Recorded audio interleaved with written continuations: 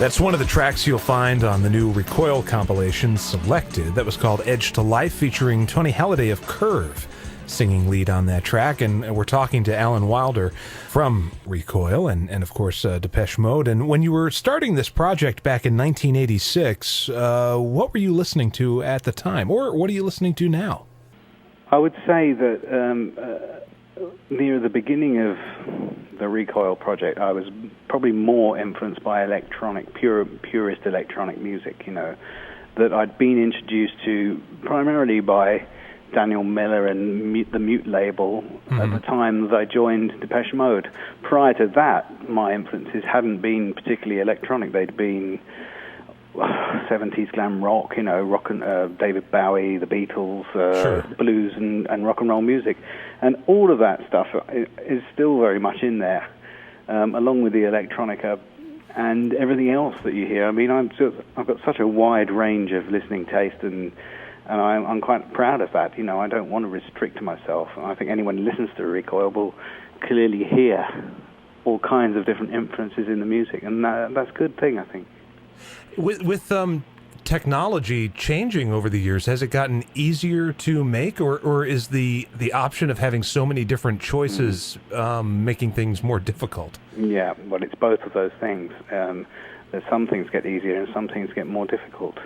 I'm kind of perfectionist by nature, so my inclination is to try everything out before I commit to anything, and that means that it can be very time-consuming for me to make a record, because I just want to try all the toys and the effects and the different options that you now have with the technology.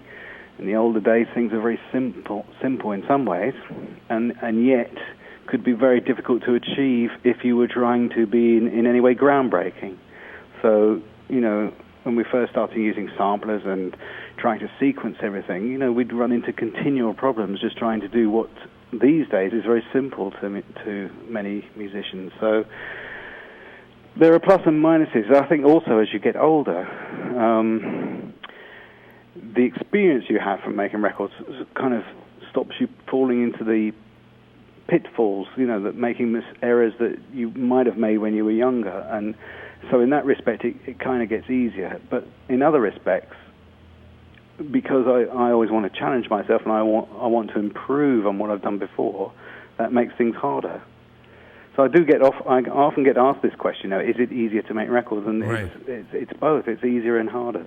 And I find that you just have to put a time constraint on things and give yourself a deadline, and you find that you work right up to the last minute of that deadline. But yes, the danger is that you overdo things and you go on until you've lost all perspective. One of the great advantages, though, of working with computers is you can literally just save everything. Yeah. As everyone knows, just hit the save button, put it aside, do something else, and come back to it. And in the old days, you couldn't do that. Not without a lot of grief. You had to. If you wanted to recall a mix, it took you a day just to mark all the settings and set up the faders again. So you couldn't afford to just move away from something once you'd lost perspective. You had to kind of see it through and hope. So that is a big change, I think. It enables you to take breaks in what you're doing. How were the live shows that you recently did? How did those go over here in America? Well, we only did 2 in the States. It was kind of a testing the waters approach to see, how many people we could play to and who would, what the kind of reaction would be. Luckily, it was good. We did quite a lot of shows in Europe, and we will be doing some more. We're coming back, as I said, to do some more in the States and in South America.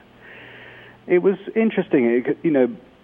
Describing it as a live show, it's more of a kind of audio-visual presentation. We use a lot of laptops and pre-prepared music, but we also perform live elements over the top of that, and we run a film.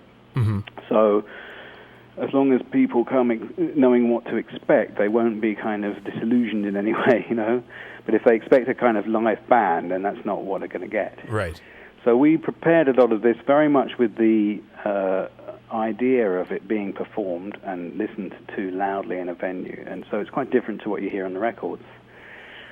And I think, it went really, really well. I mean, I'm going to make a few changes for the next leg, having had the experience of going on the road, because it was the first time we'd ever done anything like this. So it's quite experimental just to see, You've had a lot of guest vocalists with Recoil. Is there anybody that you'd like to work with currently?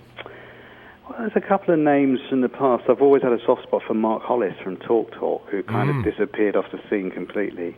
I think he probably got a bit disillusioned with the old music business and EMI, and something happened there. And they went more and more avant-garde. They started off as a pop band, as you probably know, and they kind of got more and more strange as time went on. But actually, my interest increased as they did that.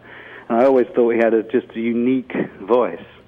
Right. I also like Lisa Gerrard from Dead Can Dance. There's a few, Morrissey. I'd love to work with Morrissey. There's a few people like that. Wow, you're putting that sounds like a great album if that could come together. Yeah, those three, that would do me nicely. Yeah. Especially the Mark Hollis. That's a really interesting idea. Well, I don't know. No one seems to know what happened to him. I think he just stopped making music altogether and retreat and became a hermit. Well, we have some listeners that'll, I'm sure they'll send me some emails. Yeah, exactly. Once again, if someone were to find out about you and about Recoil, where online? I mean, I know the answer to this, but for the benefit of our listeners, where would they go? Well, actually, one of the things I've kind of had to do is cultivate a good online presence, because it's quite difficult to get my music played on the radio, and it's just not easy these days. The state of the market and radio and TV, there's not that many outlets for anything that's a little bit kind of more left field. So the great internet, the World Wide Web, is a very useful tool for the likes of us, and consequently I've got my website, which is recoil.co.uk. We also have a Facebook page, all the usual stuff, the Twitters and the MySpaces, they're all there. Right. And they're pretty easy to find by searching Recoil. It all comes up there. We're just actually launching an iPhone app as well. Oh. So if anyone wants to search Recoil, they'll find an app just gone online there. And in fact, iPhone, iPad, all that stuff, blogging and Twittering, and all that is something that really has to be covered these days, So we're trying to remain on the forefront of all that. You started this interview by saying, talking about King Crimson and being nostalgic for the old days. And I am very nostalgic for the old days, but I'm also very aware of staying right on the edge of what's new and what's happening. Yeah, no, I'm the same way. And in fact, the internet for a lot of people has sort of replaced radio. Yeah. That's kind of where they are getting their music and hearing it for the first time. Which, for me in radio, that's kind of depressing, but I can understand why that is, because commercial radio, and I'm sure it's the same in the UK, is just awful. Yeah. I have to agree. It's I don't listen to the radio here, and as you say, many people don't bother. They're on Spotify or iTunes or internet radio or something of that sort instead. Where they can just go straight to what they want, and they don't have to listen to 10 commercials first, and all the kind of, there's too much talking on the radio and not enough playing of music, frankly. That's one of the problems. Thanks so much, Alan, for agreeing to doing this. You're very welcome. Yeah, it's good to talk to you. Yeah, we better shut up and play some music. Yeah, I think so. We were just talking about guys talking on the radio, and we're guilty of it ourselves. So we'll get into some music, and thank you again. Okay, Ghosty, it was good to talk to you. Thank you very much. Bye-bye. Okay, cheers. Bye.